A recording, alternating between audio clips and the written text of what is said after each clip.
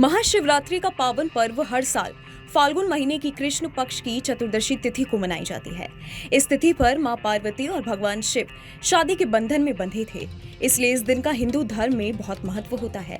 इस दिन विधि विधान से मां पार्वती और शिव जी की पूजा की जाती है और साथ में व्रत भी रखा जाता है। ऐसा करने से सुख और सौभाग्य का वरदान मिलता है। लेकिन भगवान की भरपूर कृपा तभी बरसती है जब सही मुहूर्त में उनकी पूजा अर्चना की जाए। तो क्या है इस बार महाशिवरात्रि की पूजा का सबसे सटीक मुहूर्त, चलिए जानते हैं। अगर आपने मुहूर्त समझ लिया तो आप पूजा को भी समझ लेंगे, क्योंकि मैं बता दूं शिवरात्रि में 4 पहर की पूजा होती है। आइए मैं आपको मुहूर्त बता दूं। स्वर्ण नक्षत्र का स्वामी जो है वो कौन है? वो शनि है और सुबह 10:51 से स्वर्ण नक्षत्र लग जाएगा। हम बता दें कि आपको सबसे पहले तो ब्रह्म मुहूर्त में पूजा करनी चाहिए। ब्रह्म मुहूर्त से बेहतर कोई पूजा नहीं होती अगर आप सुबह 4 बजे उठ के पूजा करें।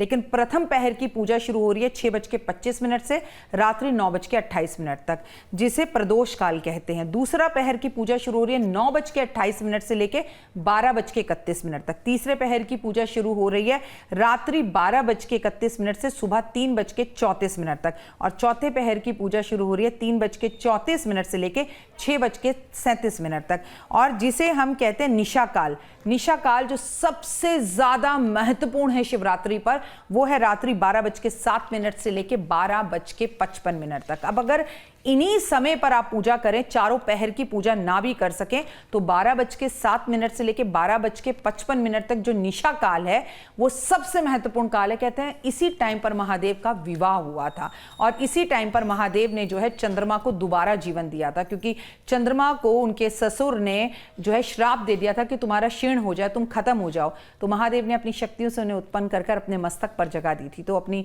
माँ के साथ अपने संबंधों को अच्छा करने के लिए भी इस टाइम पर आप पूजा कर सकते हैं।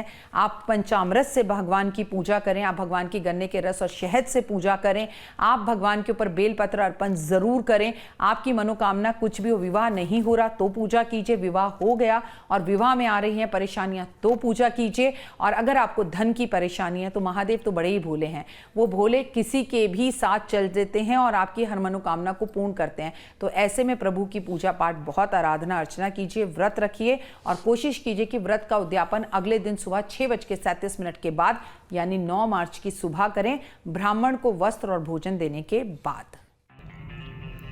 पौराणिक कथाओं के अनुसार ऐसी मान्यता है कि भगवान शिव ने जब समुद्र मंथन के दौरान विष पान किया था तो वो उस विष की गर्मी से जलने लगे थे। उस समय उनकी गर्मी को शांत करने के लिए देवताओं ने जल, दूध और रंग बिरंगे फूलों, सब्जियों का रस उन पर चढ़ाया था ताकि उनके तपते शरीर को शांति मिल सके और उनके शरीर की जलन ठीक हो सके। तभी से भगवान शिव पर जल चढ़ाने की परंपरा शुरू हुई थी। ऐसी मान्यता है कि माता पार्वती ने भगवान शिव को पाने के लिए कठोर तपस्या की थी। महाशिवरात्रि के दिन ही पार्वती की तपस्या सफल हुई थी। उनका विवाह भगवान शिव के साथ संपन्न हुआ था। इसलिए महाशिवरात्रि का व्रत महिलाएं अखंड सौभाग्य की प्राप्ति के लिए भी रखती हैं। धर्म के जानकारों के मुताबिक साल में पड़ने वाली 12 शिवरात्रियों में से ये सबसे महत्वपूर्ण शिवरात्रि है। इसलिए इस दिन आपने अगर महादेव को प्रसन्न कर लिया तो फिर उनकी कृपा बरसते देर नहीं लगेगी। कैसी लगी आपको हमारी ये जानकारी, कमेंट बॉक्स में जरूर बताएं। बाकी धर्म कर्म से जुड़ी तमाम जानकारियों के लिए सब्सक्राइब कीजिए हमारा डिजिटल चैनल न्यूज़ नेशन स्तुति।